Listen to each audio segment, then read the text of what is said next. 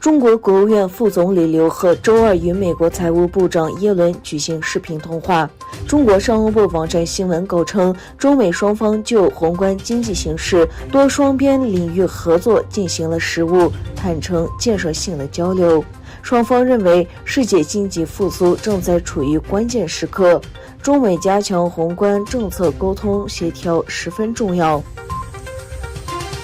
美国总统拜登周二参加与东南亚国家联盟举行的视频峰会，拜登宣布拨款1亿多美元，扩大美国与东盟的战略伙伴关系。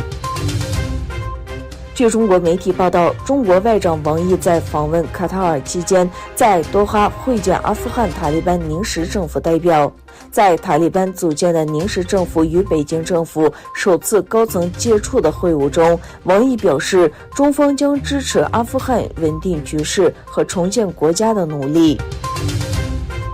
中国星期二宣布对拥有400万人口的西北城市兰州实施封禁。当局的通告说，即日起各类居民小区均实行封闭式管理，除购买生活物资、参与疫情防控工作、紧急就医等情况外，严格控制居民外出。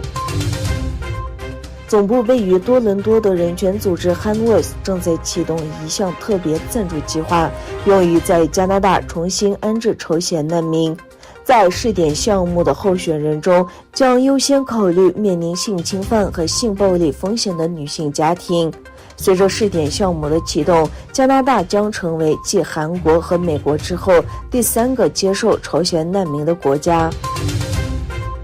土耳其总统埃尔多安和阿塞拜疆总统阿里耶夫在赞基兰出席在土耳其的帮助下建造智慧农业基地的奠基仪式。埃尔多安总统乘坐的飞机降落在富足里国际机场，这是阿塞拜疆在解放后的土地上建造的第1座机场。